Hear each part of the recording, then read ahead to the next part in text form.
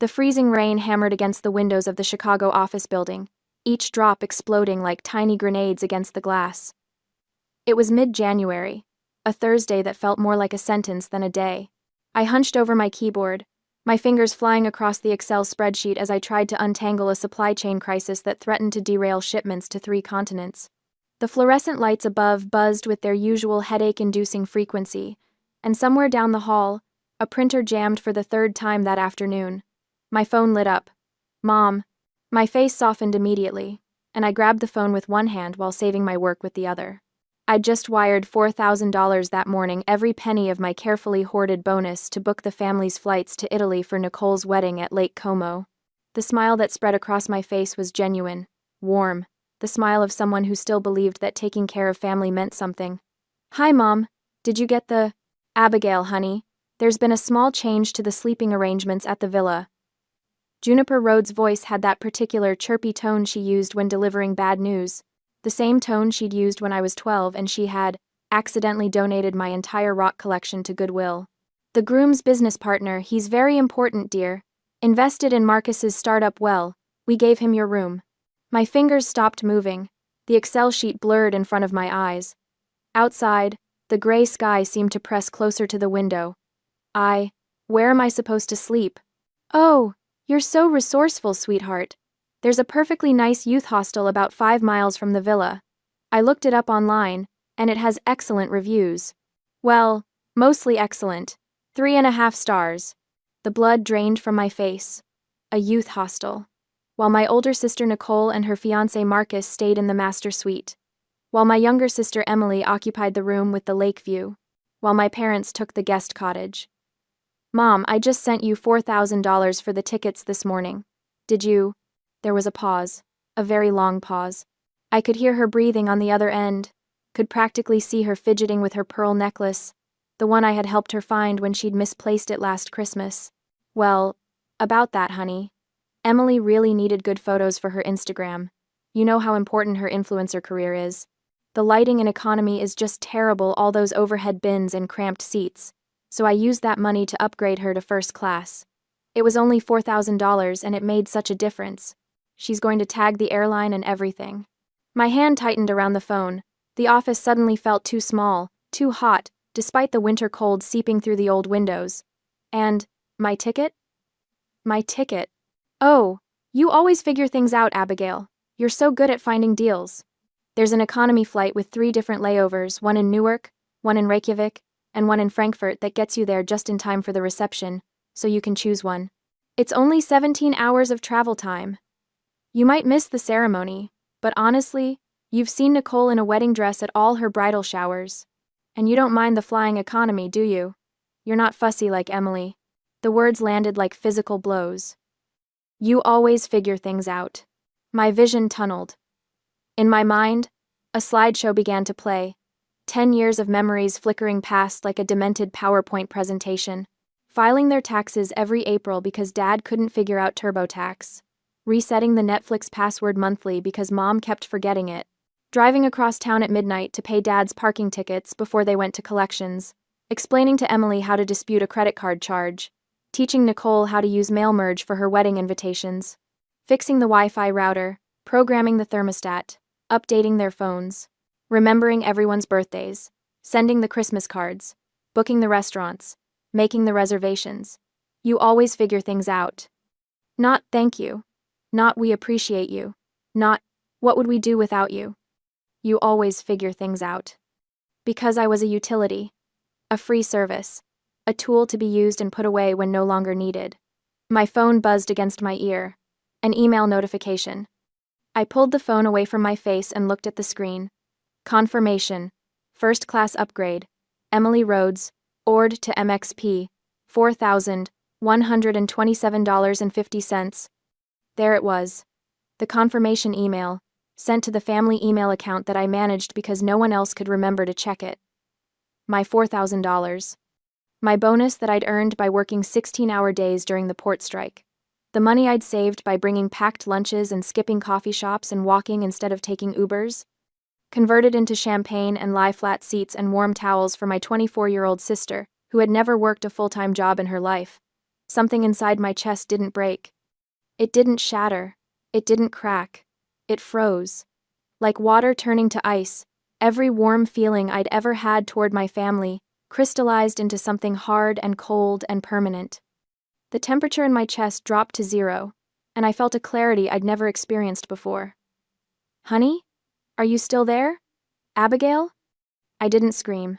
I didn't cry. I didn't argue. My voice, when it came, was calm. Terrifyingly calm. "I'm here." "Oh, good. So you'll look into those economy flights? And maybe bring some snacks for the layovers? Airport food is so expensive, and you're always so good at—" "I have to go, Mom. There's something I need to take care of." "Of course, dear. Don't work too hard. We'll see you in Italy." "Oh, and could you bring that nice scarf Nicole wanted to borrow? The blue one? She forgot to ask you, and—" I hung up. For a moment, I sat perfectly still, staring at the rain-soaked window. Then I reached down and opened the small safe hidden beneath my desk, behind the box of printer paper no one ever touched. My fingers found the worn passbook immediately. Aunt Violet's savings account. $120,000. Aunt Violet, my father's eccentric older sister, had died 3 years ago. At the funeral, she'd pulled me aside. This was 2 hours before she'd collapsed, while everyone else was in the church, and pressed the passbook into my hands. "This is for when you can't stand them anymore," Aunt Violet had whispered, her papery hand gripping mine with surprising strength. "Not if. When. Because they'll drain you dry, sweet girl. They'll take and take until there's nothing left. This is your escape hatch. Use it." I had laughed it off then, had tucked the passbook away, and thought Aunt Violet was being dramatic. I wasn't laughing now. I opened my desk drawer and pulled out a piece of paper. My hand was steady as I wrote one sentence. "Mom, you're right. I do always figure things out. And I'm going to figure out my own life starting right now." I picked up my phone and called my mother back. She answered on the first ring. "Did you find a flight already?" "I told you that you were—" "Mom," I interrupted, my voice like steel wrapped in ice. "You're right. I do always figure things out. And I'm going to figure out my own life starting right now." "What? Honey, what are you—" I hung up. Then I powered off my phone completely. Outside, the freezing rain continued to fall, but I no longer felt cold. I felt nothing at all. And somehow, that felt exactly right. Friday morning arrived with the kind of bitter cold that made Chicago feel like it existed on another planet entirely.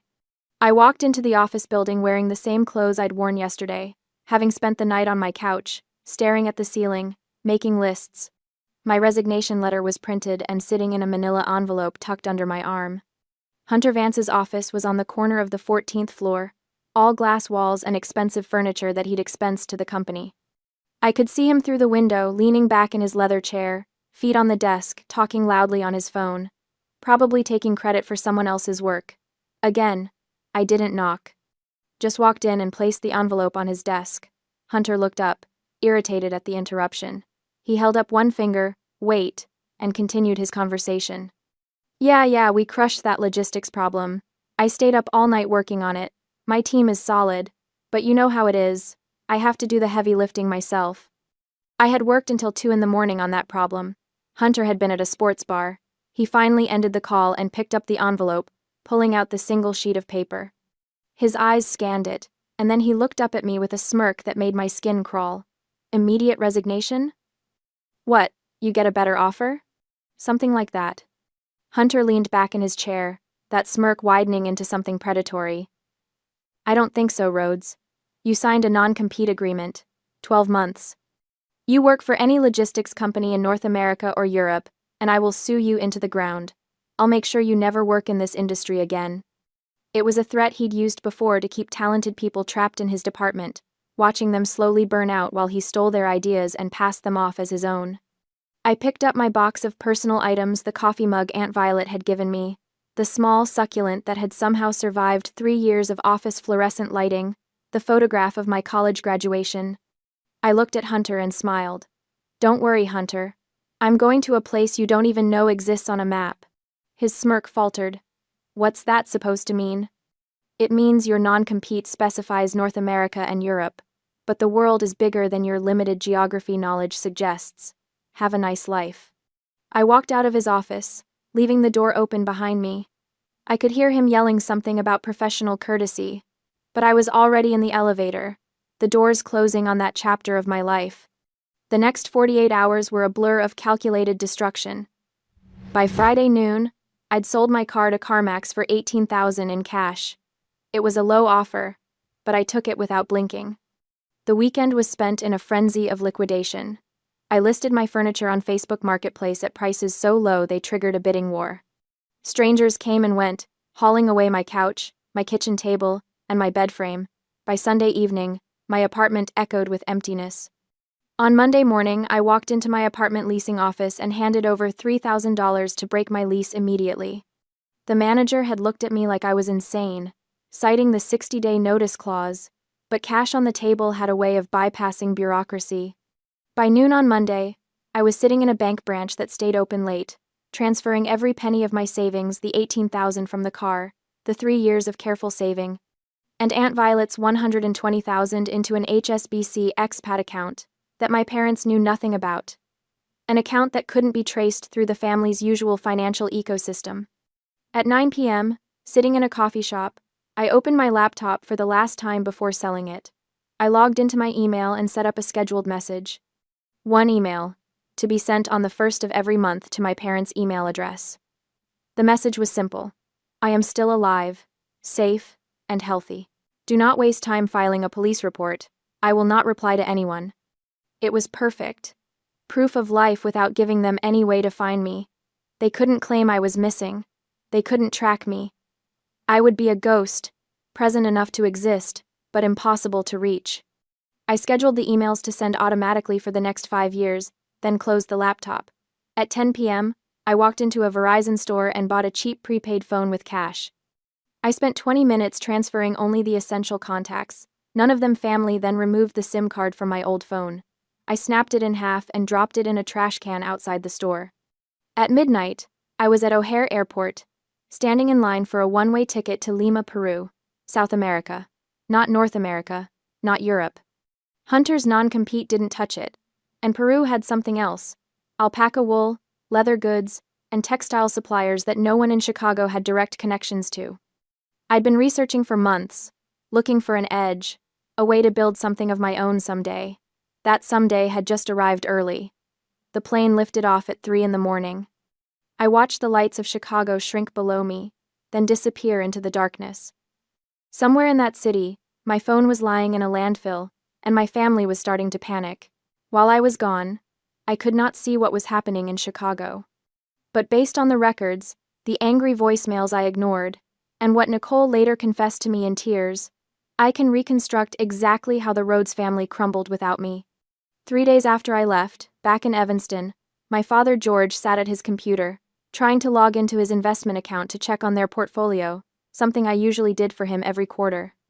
But the system kept asking for two-factor authentication. He clicked the button that said "Send code," and a message popped up. Code sent to phone ending in 88. He frowned. That wasn't his phone number. He tried again. Same message. He called Mom into his study. "Do you know whose number ends in 88? Mom peered at the screen. "That's Abigail's number. Why is your investment account sending codes to Abigail?" "Because she set it up," Dad said slowly, the realization dawning. "She set up all of our accounts. The security questions, the backup numbers, everything." They looked at each other as the same thought occurred to both of them simultaneously. Mom grabbed her phone and called me. It went straight to a message. "The number you have dialed is not in service." She tried again. Same message. "George," Mom said, her voice tight. "Call her office." Dad called. The receptionist at my old company cheerfully informed him that Abigail Rhodes no longer worked there as of last week. "What do you mean, no longer works there? She didn't tell us she was quitting." "I'm sorry, sir, but that's all the information I can provide. Have a great day." The line went dead. Then Mom's phone buzzed. My first email. "I am still alive, safe, and healthy. Do not waste time filing a police report. I will not reply to anyone." Dad read it over her shoulder. What the hell does that mean? But Mom knew. As she stood in the study, surrounded by the comfortable life that I had helped maintain, she understood with sudden, terrible clarity. I was gone. Really, truly, gone. And I'd locked them out of everything on my way out the door. Spring arrived in Lake Como 3 months later, bringing with it blooming wisteria and soft Italian sunlight. Nicole's wedding should have been perfect. Instead, as I later learned, it was chaos. The florist had delivered white roses instead of cream roses, and no one knew which vendor to call to fix it because I had been the one who organized all the contact information. The seating chart was a disaster because the calligrapher had misspelled 3 names, and I wasn't there to catch it and order reprints. Half the guests were asking about dietary restrictions that hadn't been properly communicated to the caterer. Emily stood in the courtyard, taking selfies in her bridesmaid dress, oblivious to the chaos. She'd posted 17 Instagram stories from her first-class flight, complete with champagne flutes and the airline-branded sleep mask. The engagement was decent, though several followers had asked why she was flying first class while her sisters were nowhere to be seen. Nicole stood near the villa's fountain, her makeup artist trying to fix her running mascara. She was crying not from joy, but from stress. "Where is she?" Nicole kept asking. "Where's Abigail? She would have fixed all of this. She always fixes everything." Mom patted her oldest daughter's shoulder helplessly. "She's just running late, dear. The flight must have been delayed." But Mom knew better. My monthly email had arrived right on schedule. "I am still alive, safe, and healthy. Do not waste time filing a police report. I will not reply to anyone." The wedding happened. The ceremony was beautiful in spite of the disasters, and Nicole and Marcus said their vows as the sun set over the lake. But there was an empty chair in the family section, and everyone pretended not to notice. Back in Chicago, the bills were piling up. Dad sat at the kitchen table, staring at a mountain of envelopes. ComEd, water, property tax. The quarterly estimated tax payment to the IRS that he'd forgotten about because I always set up the automatic payment. He'd tried to log into their bank account to pay the bills, but he was locked out. 2-factor authentication. Security questions he didn't know the answers to because I had set them up years ago. He'd called the bank. They'd asked him to verify his identity by providing the last 4 digits of his social security number, his mother's maiden name, and the name of his first pet. He'd provided all of that. Then they'd asked for the answer to the security question. "What is your favorite fictional character?" Dad had no idea. He'd tried Superman. Wrong. James Bond. Wrong. After 2 attempts, he was sweating. He didn't dare try a 3rd time. Mom had grabbed the phone. "Let me try." She'd guessed. Elizabeth Bennet. Wrong. Account locked. Please visit a branch location.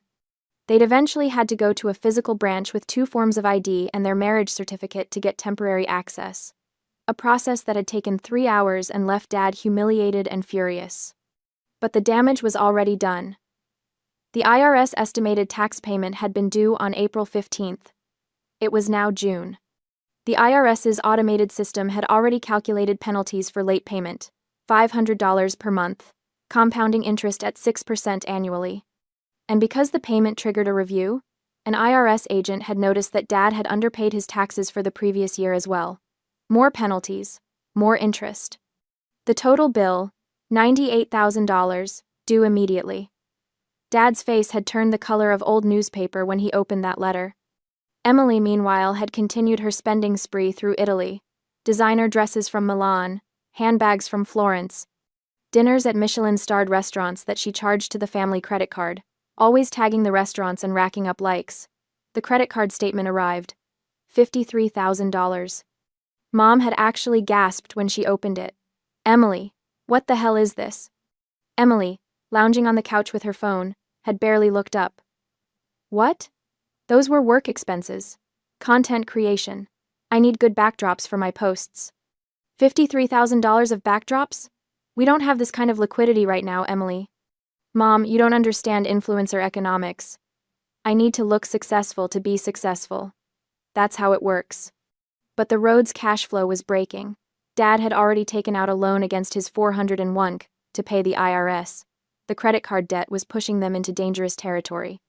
Their credit score, which had been a pristine 810 when I was managing things, dropped to 680 inches a single quarter. Banks started declining their cards at checkout counters. It was humiliating. While my family was melting down in the Chicago spring, 5,000 miles away in the Andes Mountains. I was dying. Or at least, it felt like I was dying. The fever had started 3 days ago. I'd been hiking through mountain villages, meeting with local textile suppliers, when the headache hit. By nightfall, I was shivering uncontrollably, despite 3 blankets. By morning, I couldn't stand without the world spinning. The hostel owner, a kind woman named Rosa, had brought me soup and medicine. I tried to sit up, but my body betrayed me. I collapsed back onto the pillow, sweat soaking my hair. I lay in the narrow bed, my phone clutched in one hand, staring at my mother's contact information. It would be so easy. One call. "Mom, I'm sick. I need help." They'd come. Despite everything, they'd come. They'd pay for doctors, for a medical evacuation if necessary. Because that's what families did, right? But then I heard it, echoing in my fevered brain. "You always figure things out." Not, "we'll help you." Not, "we'll take care of you." You always figure things out. Because when they helped, it came with strings, with obligations, with the unspoken expectation that I'd return to being their free utility service, their unpaid assistant, their emergency contact for every problem they couldn't be bothered to solve themselves. My hand loosened on the phone. It dropped onto the thin mattress beside me. Rosa entered the room, seeing my distress. She sat on the edge of the bed, lifting my head gently and spooning warm broth into my mouth, murmuring comforting words in Quechua that I couldn't understand but felt deep in my bones. A stranger was showing me more care in 5 minutes than my family had shown in 5 years. 3 days later, I woke up weak, but clear-headed. The fever had broken sometime in the night. I sat up slowly, my body aching but functional. I looked at my phone, still lying on the mattress where I'd dropped it. Something had died in those 3 days. Not my body. My body had survived. What had died was the part of me that needed them. The part that still believed family meant something more than shared DNA and obligatory holiday dinners. The part that thought love could be earned through service and sacrifice. That part was gone, frozen to death in a drafty hostel room in the Andes Mountains. What remained was colder, harder, and infinitely more focused. Over the next 12 months, I became a ghost story in the supply chain world. I started small, using Aunt Violet's money to buy samples from local artisans. Alpaca wool scarves, leather bags, woven textiles that major retailers in the US would kill for. I spent weeks in villages that didn't appear on Google Maps, learning which families had the best craftspeople, negotiating prices in broken Spanish that got better with each passing week. I learned to read the weather by watching the clouds gather over the mountains. I learned which buses to take and which to avoid. I learned how to spot quality just by running my fingers over the weave of a fabric. And slowly, my reputation grew. The American woman, with the cold eyes who pays fair prices and always delivers on time. That's what they called me in the villages. Not warm, not friendly, but reliable, trustworthy, someone who kept her word. By month 6, I had exclusive contracts with 12 family workshops. By month 9, I was shipping containers of goods to boutique retailers in New York and California. The money started flowing. Not a trickle, a flood. By month 14, my net worth had tripled. I'd turned Aunt Violet's $120,000 into nearly $400,000, and then Beatrice Ford called. Beatrice Ford was a legend in logistics. She'd built Nexus Logistics from a single warehouse in Newark into a global powerhouse that made Hunter Vance's company look like a lemonade stand. She was in her late 50s, with iron gray hair she wore in a sharp bob, and a reputation for being utterly ruthless in business, but fiercely loyal to her people. She tracked me down through the supply chain network. Apparently, the American woman with the cold eyes had become enough of a phenomenon that people were talking. We met at a cafe in Lima. Beatrice ordered black coffee and got straight to the point. "I don't care about your resume. I don't care about your degree. I don't care that you quit your last job with no notice. What I care about is that you've done in 12 months what most people couldn't do in 5 years. I need someone who can build something from nothing. I need someone who doesn't quit when things get hard. And from what I hear, you walked through fever and altitude sickness to close deals that would have sent my own people running home crying." I sipped my coffee. "What are you offering?" "Global Strategy Director. Chicago headquarters. You'll have a team of 20, a budget of $15 million, and complete autonomy to build out our South American supply chains. Salary is $270,000 base, plus performance bonuses that could double that. Full benefits, relocation assistance, and a corner office overlooking Lake Michigan. It was triple what Hunter had paid me. It was the kind of position that usually required 15 years of experience and an MBA from Harvard. When would I start? Beatrice smiled. It was the smile of a shark who'd just spotted prey. I want you back in Chicago by the 1st of May. We'll handle everything. You just show up and start making me money. I calculated. It would be nearly 16 months since I left. I'll take it. We shook hands. The deal was done. On the 1st of May, I landed at O'Hare Airport.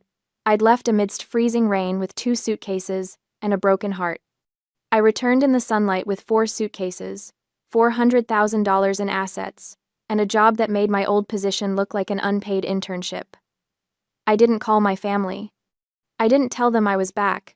Let them read about it in my automated monthly email if they wanted proof I was still alive. I had work to do. The Nexus Logistics headquarters occupied the top 12 floors of a glass tower in downtown Chicago, the kind of building that reflected clouds during the day and glowed like a beacon at night.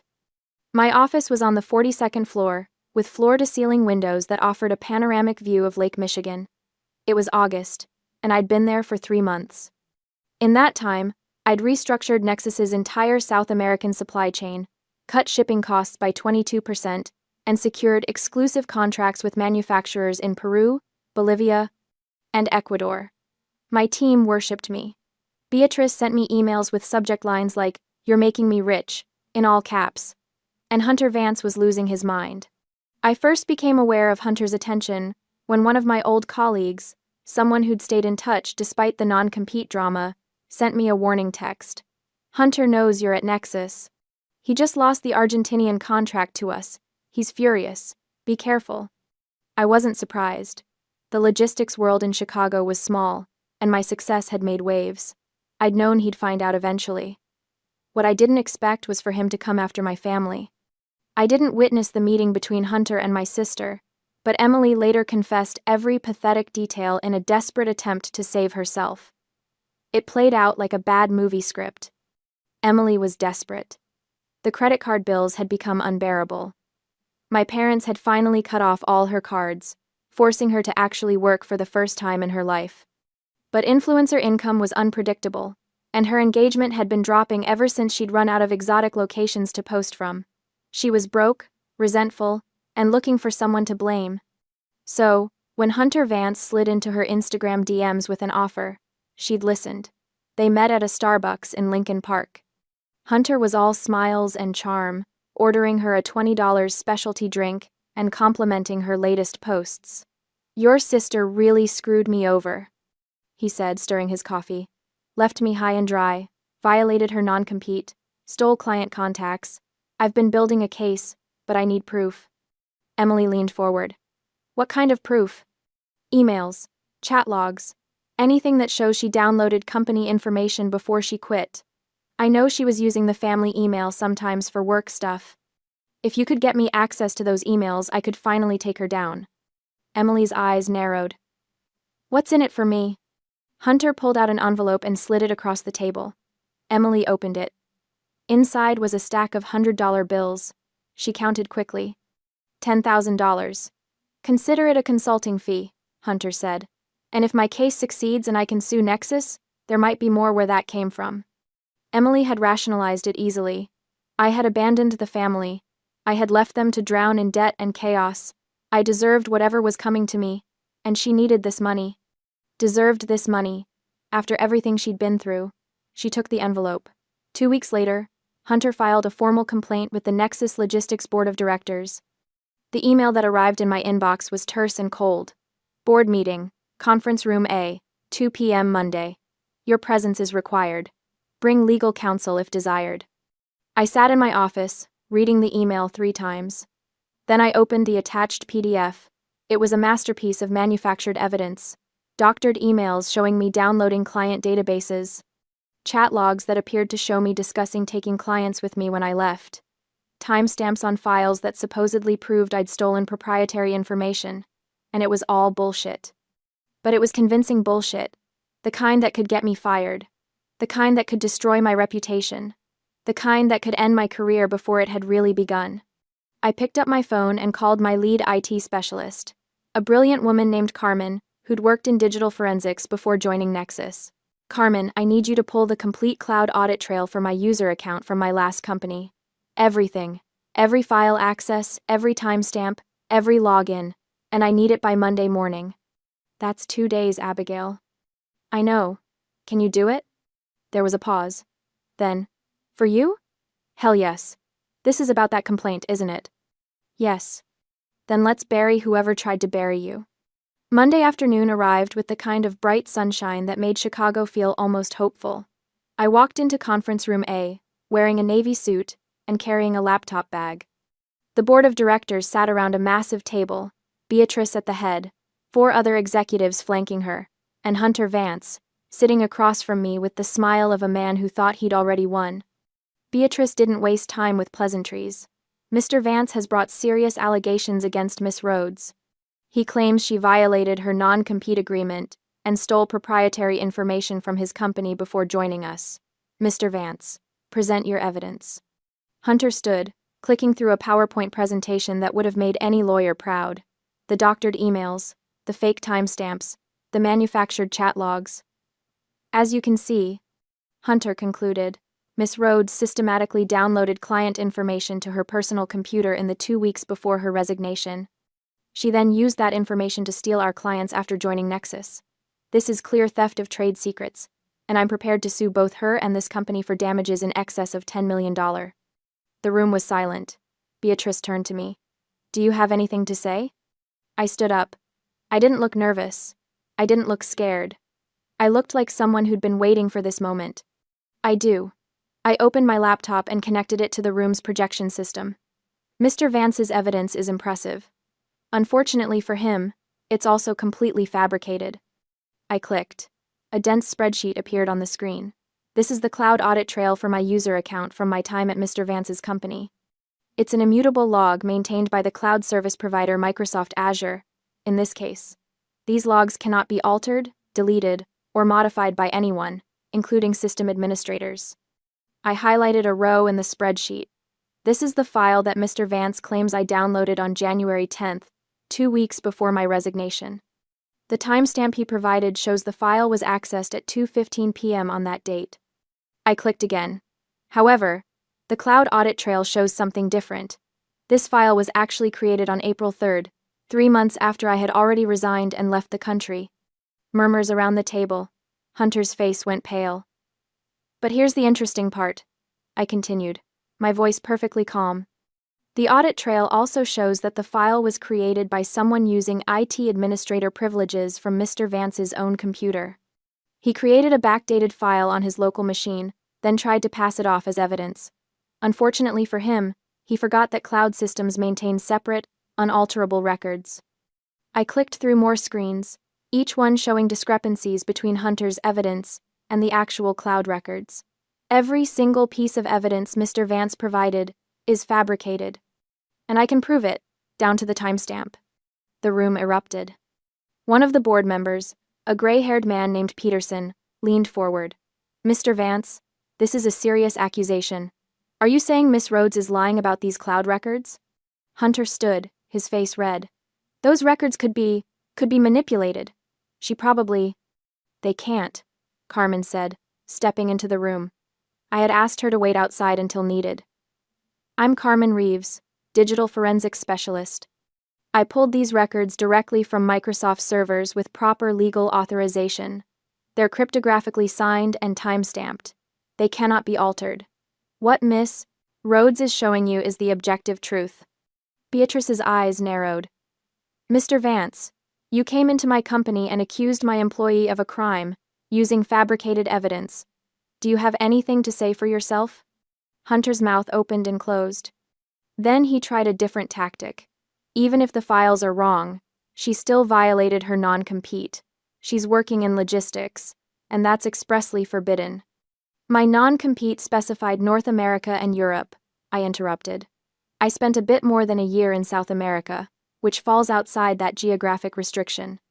I didn't violate anything, But you just committed fraud and attempted to extort this company. That's a crime. The silence in the room was deafening. I picked up my phone and set it on the table. But there's something else you should know, Mr. Vance. While you were busy fabricating evidence against me, I was doing some research of my own. I clicked my laptop again. A customs form appeared on the screen. This is a harmonized system code, an HS code for a container you shipped last month. You declared it as rubber shoe soles under HS code 6406.2, which carries a tariff rate of only 2.5%. I clicked again. A photograph appeared. The contents of a shipping container, packed with high-end finished leather shoes. However, the container actually held finished men's leather footwear, which should have been declared under HS code 6403.99. Not only is the base tariff 8.5%, but since these were imported from a specific region with active trade sanctions, they are subject to an additional 25% anti-dumping duty. You've been systematically mislabeling containers to avoid paying nearly 30% in taxes. That's customs fraud. Hunter's face went from red to white. Where did you get those photos? I didn't, I said calmly. But U.S. Customs did. I filed an anonymous tip 3 days ago. They opened your container for random inspection this morning at the Port of Long Beach. Based on what they found, they're currently obtaining a warrant to audit your company's import records for the past 5 years. As if on cue, the door to the conference room burst open. 2 people in dark suits with badges hanging from their necks stepped inside. Hunter Vance? I'm Special Agent Morrison, U.S. Customs and Border Protection. We have a warrant for your company's records and need you to come with us for questioning. The room exploded into chaos. Hunter was yelling something about lawyers. Beatrice was on her feet. The other board members were talking over each other. I calmly closed my laptop and picked up my bag. I walked past Hunter as the agents were reading him his rights. I didn't gloat. I didn't smile. I didn't say a word. I simply left him there, his career collapsing around him, just like he'd tried to do to me. Karma, it turned out, was even more efficient than a well-organized supply chain. Later that evening, Beatrice called me into her office. That was the most spectacular professional takedown I've seen in 30 years. Beatrice said, pouring 2 glasses of scotch. How long have you been sitting on that customs fraud information? Since month 6 in Peru, I admitted. I heard rumors about his shipping practices through the supplier network. I started documenting everything, just in case. I knew he'd come after me eventually. Men like Hunter always do. Beatrice handed me a glass. You played the long game. I learned it from my family, I said. They taught me that people will take everything from you if you let them. So I stopped letting them. We clinked glasses. By the way, Beatrice said, the board voted. You're getting a promotion. Senior Vice President of Global Operations. Effective immediately. $50,000 raise and a seat at the executive table. I set down my glass. I don't know what to say. Say yes, then get back to making me rich. I smiled. Yes. 2 weeks after this incident, I met the people who shared my DNA. The restaurant was called Virtue, an upscale establishment in Hyde Park with exposed brick walls and Edison bulb lighting that cost more per hour of operation than most families spent on groceries in a week. I had chosen it deliberately, public enough that my family wouldn't cause a scene, expensive enough to make them uncomfortable. I arrived first, wearing a charcoal gray suit that had cost more than the entire monthly budget I used to manage for the family. The hostess recognized me. I'd been here 3 times already for client dinners and led me to the private dining room I'd reserved. I sat down, ordered a glass of wine, and waited. They arrived together, a united front. Dad and Mom came through the door first, and I was struck by how much older they looked. Dad's hair had gone completely gray. Mom's face had new lines around her mouth and eyes. They looked tired, worn down. Nicole came next, visibly pregnant now, her hand resting protectively on her belly. She wouldn't meet my eyes. And finally, Emily, dressed in clothes that I recognized as being from last season's collection, her usual designer accessories conspicuously absent. She looked angry before she'd even sat down. Abigail, Mom said, her voice wavering between relief and reproach. You came back. I've been working downtown, I just didn't tell you. The implication hung in the air. I'd been back, and I hadn't called. Dad cleared his throat. We got your emails. 1 a month. I am alive and healthy. Do you know what that did to your mother? Yes, I said. I do. It gave you proof of life without giving you any way to track me down or drag me back into fixing your problems. That was the point. Emily slammed her hand on the table.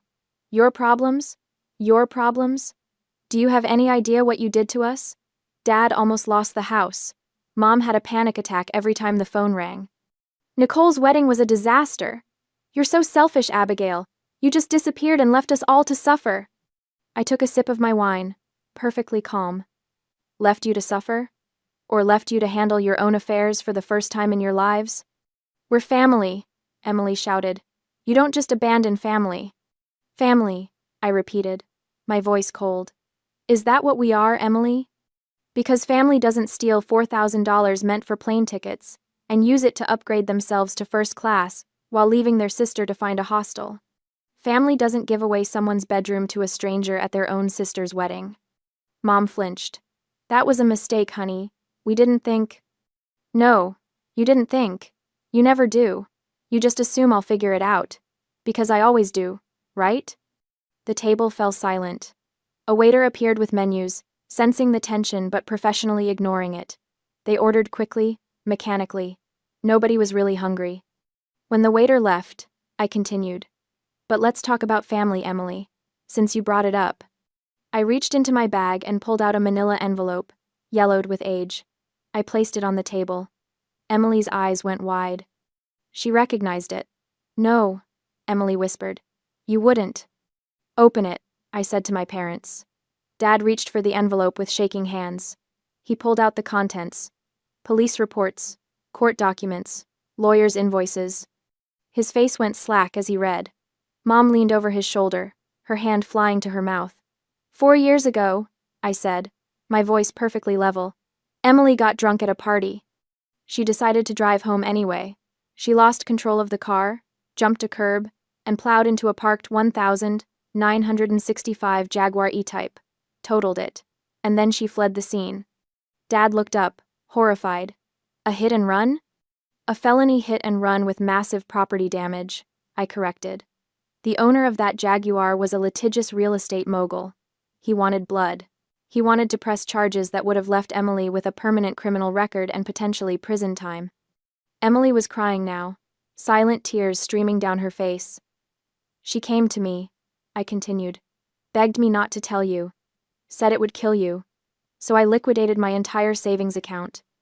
$15,000 for a specialist attorney who managed to get her into a diversion program so the charges would be dismissed upon completion. Another $3,000 to settle the civil damages that insurance refused to cover because she fled the scene. I cleaned out my emergency fund, my 401k, took the early withdrawal penalty, everything. I looked directly at Emily. I saved you from a criminal record. I saved your future. I kept your secret for 4 years. And you repaid me by selling fabricated evidence about me to my former boss for $10,000. The silence was absolute. Nicole spoke for the first time, her voice barely a whisper. Emily, is this true? Emily couldn't speak. She just nodded, mascara running down her cheeks. Dad pushed his chair back from the table, staring at Emily like he didn't recognize her. You did what? Hunter Vance approached me, Emily sobbed. He said Abigail had violated her contract, that she'd stolen from him. He offered me money, and I needed it. Mom and Dad cut off my cards. I couldn't pay rent. I didn't know what else to do. So you framed your sister? Nicole's voice was sharp, angry in a way I had never heard before. The sister who kept you out of jail? I didn't think it would work. I thought I don't know what I thought. Emily's sobs were getting louder. Mom was crying too now. Abigail, I'm so sorry. I didn't know about any of this. Of course you didn't know, I said, because I handled it. I handled everything. Your taxes, your passwords, your bills, your problems. I was your free IT department, your accountant, your personal assistant, your emergency contact, and your ATM machine, and you took it all for granted. Dad's voice was broken. We didn't realize. You didn't want to realize, I interrupted, because realizing would have meant feeling guilty, would have meant changing. It was easier to just let me handle everything and tell yourselves I was so capable and didn't mind helping. The food arrived. Nobody touched it. After a long moment, Dad spoke again. The IRS penalties. The credit card debt. We had to sell the lake house. We barely got anything for it. It was a distress sale. We needed the cash immediately. I'm sorry you had to find out this way, but we don't own it anymore. I set down my wine glass. I know. Dad blinked. You know? The mysterious LLC that bought it this morning? That was me. The table erupted. What? How? You bought the lake house. I pulled a set of keys from my purse and set them on the table. I didn't hand them to anyone. Just let them sit there, gleaming under the Edison bulbs. I bought it back. Paid cash, 20% above market value to make sure my bid was accepted immediately. The deed is in my name, my LLC, my property. Dad's hands were shaking. Why would you do that? Because you're right, it shouldn't have been sold. It's been in the family for 20 years. Grandpa built that deck himself. Mom planted those rose bushes. It matters. Mom reached for the keys. I pulled them back. But here's how it's going to work from now on. I continued. You can still use it. You can still have your summer vacations there, your 4th of July barbecues, your Christmas gatherings. For free. I won't charge you rent. Dad exhaled in relief. However, I continued, my voice hardening. I decide who's allowed there. I decide who sleeps in which room. And I decide who's welcome on my property. I looked directly at Emily. You're banned. What? Emily gasped. Until you pay back every penny you owe me, I calculated aloud. $15,000 for the lawyer, $3,000 for the civil settlement. Let's calculate simple interest at 5% annually for 4 years. That's another $3,600. That brings the total to $21,600. Add to that $10,000 you took from Hunter to betray me. I leaned forward. That is a grand total of $31,600. I'll send you an invoice. Emily's face crumpled. The lake house is my favorite place in the world. You can't. I can. I do. Those are my terms. Emily looked to her parents for support. Dad and Mom both looked away. Nicole spoke up, her voice quiet but firm. You earned this, Emily. You did this to yourself. Emily burst into fresh sobs, but this time, nobody moved to comfort her. The waiter appeared to clear the untouched food, reading the room and disappearing quickly. Mom dabbed at her eyes with her napkin. What do you want from us, Abigail? How do we fix this? I stood, picking up my bag. I don't want anything from you. That's the point. I don't need you anymore. I don't need your approval, your validation, or your love. I needed those things when I was the family doormat, but that person died in a hostel room in Peru. I pulled out my wallet and placed $300 bills on the table. Dinner's covered. Consider it a final gift. I walked toward the door, then paused and turned back. You can keep using the lake house. You can keep having your family gatherings, but from now on, you do it on my terms. Because I hold the keys, I hold the deed, and I hold all the cards. I looked at each of them in turn. Welcome to what it feels like when someone else has all the power. I hope you learned something from it. Then I walked out of the restaurant, leaving my family sitting in stunned silence around a table full of cold, untouched food. Outside, the Chicago night was crisp and clear. I stood on the sidewalk for a moment, breathing in the cool air. I felt lighter than I had in years. The first-class lounge at O'Hare Airport was everything Emily's Instagram posts had promised it would be. Leather armchairs, complimentary champagne, floor-to-ceiling windows overlooking the runways. I settled into a corner seat with a view of the departing flights, a glass of champagne in one hand and my tablet in the other. I was reviewing contracts for the Tokyo negotiation. Nexus was expanding into the Asian market, and Beatrice had chosen me to lead the initiative. It was the kind of opportunity that would have seemed impossible 2 years ago. 2 years. Had it really only been 2 years since that phone call from my mother? Since the freezing rain and the betrayal and the decision to disappear? It felt like a lifetime ago. It felt like it had happened to someone else. My phone buzzed against the armrest. A text message. Mom, happy birthday, daughter. I'm sorry for everything. I'm proud of you. I stared at the message for a long moment. A year ago, hell, 6 months ago, those words would have meant everything. I would have felt the rush of validation, the desperate relief that came from finally being seen, being appreciated. Now, I felt nothing. Not anger, not satisfaction. Dad, not even the bitter pleasure of vindication. Just nothing. It was my 30th birthday. I'd forgotten about it entirely until my assistant had sent me a reminder yesterday, asking if I wanted the day off. I'd declined. I had work to do. My fingers hovered over the keyboard. I could write something warm, something that opened the door to reconciliation. I could write something cutting, something that twisted the knife. I could write an essay explaining everything they'd done wrong and everything I'd learned. Instead, I typed 6 words. Thanks, Mom. I'm busy in a meeting. Polite, distant, professional. I hit send, then immediately switched my phone to airplane mode. The boarding call came over the loudspeaker. First-class passengers were invited to board at their convenience. I gathered my things and walked to the gate. The flight attendant scanned my boarding pass with a smile. Welcome aboard, Miss Rhodes. We're so glad to have you flying with us today. I settled into my seat 1A, window, and accepted a glass of champagne from the attendant. The seat was wide and comfortable, with enough legroom to stretch out completely. The kind of seat Emily had enjoyed on my $4,000. But this time, I had paid for it myself, with money I'd earned, for a trip I'd chosen, to a destination I'd selected. Nobody had stolen it. Nobody had taken advantage of me. Nobody had assumed I'd just figure it out.